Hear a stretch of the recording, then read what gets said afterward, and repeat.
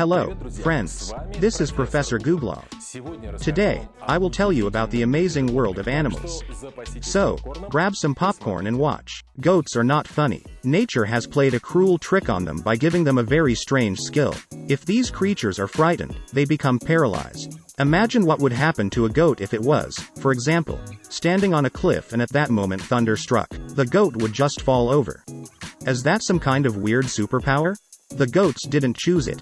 Neither did ants choose the blindness they are born with. To stay on track, ants produce special pheromones that help them keep up with each other. But sometimes there's an unexpected glitch. And the ants start to go in circles. More and more insects join in the dance. It's like a mosh pit, only without the music. The ants keep running until they die. The circle moves until the participants are exhausted. Only then can the ants move forward, leaving behind mountains of corpses.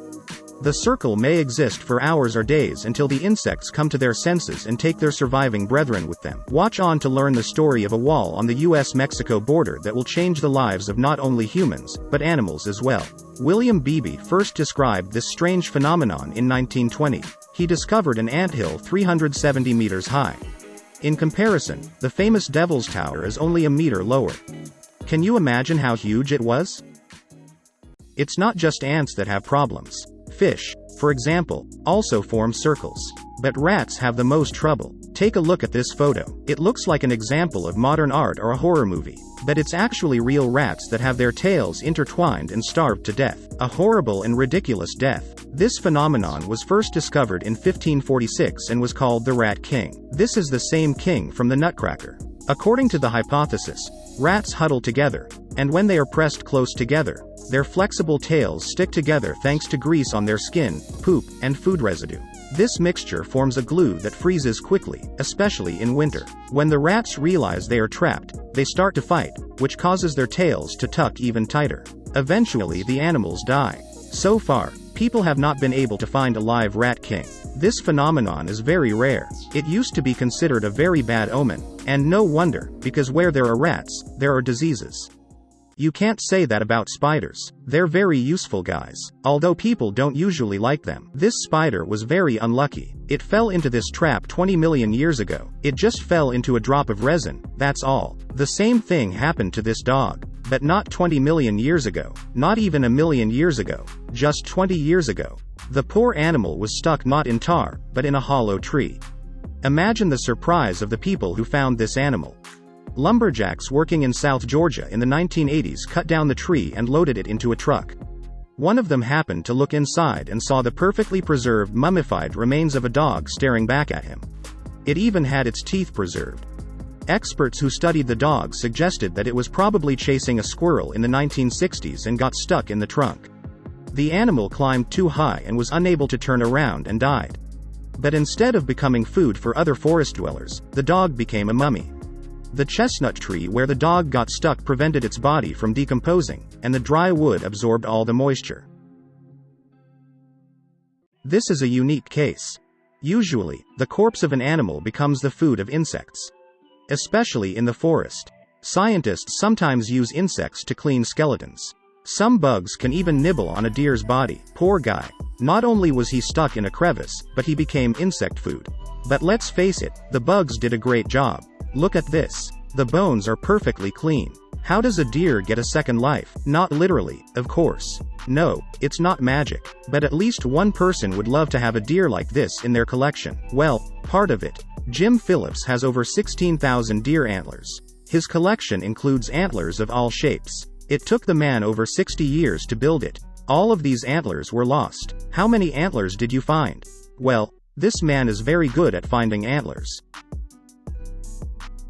But let's go from people with strange habits to animals with strange habits. One of them is self-cannibalism. Yes, you heard us right. Some animals literally eat themselves. You've probably heard stories about snakes that got so engrossed in their meal that they didn't notice where their food ends and their tail begins. But the reality is actually different. A snake starts eating itself if it mistakes the movements of its tail for those of its prey. We don't even know which of these options is more ridiculous.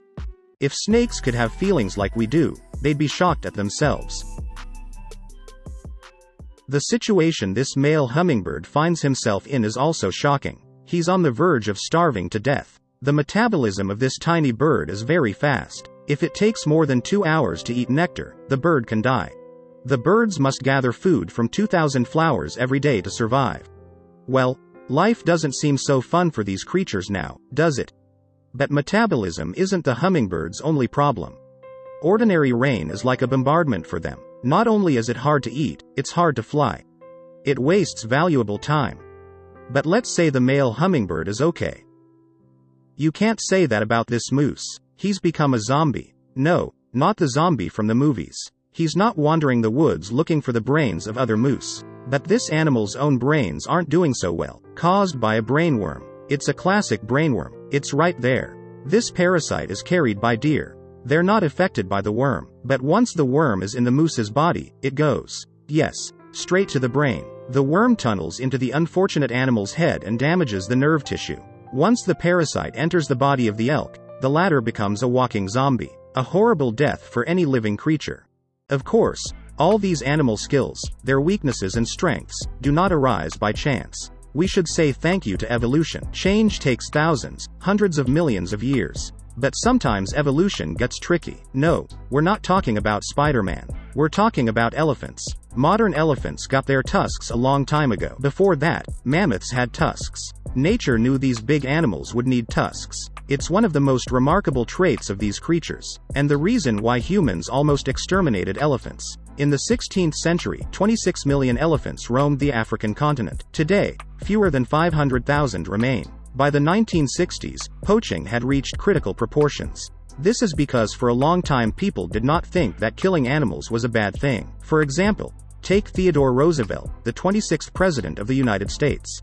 During his safari, he killed 512 different animals. Among them were elephants. Elephants weren't killed for fun. It was to display their carcasses in museums for further study. But 512 animals? Seriously? We think that's a bit much. Elephant ivory is a luxury item on the Asian market. The bigger the tusk, the more a poacher can get for it. It is more than $1,000 per kilogram. Tusks are used to create artwork, jewelry, even as material for piano keys. Unfortunately, all this puts the elephants' lives at risk and animal rights activists can't help them. So here evolution has decided to take matters into its own hands. In recent decades, the number of elephants born without tusks has been increasing in Africa. This is easy to explain. The victims of poachers are animals with large tusks. Which means that only elephants that poachers don't care about can have offspring. Makes sense, doesn't it? But human intervention can't be ignored either. Even if you are a tiny animal with your own tiny problems.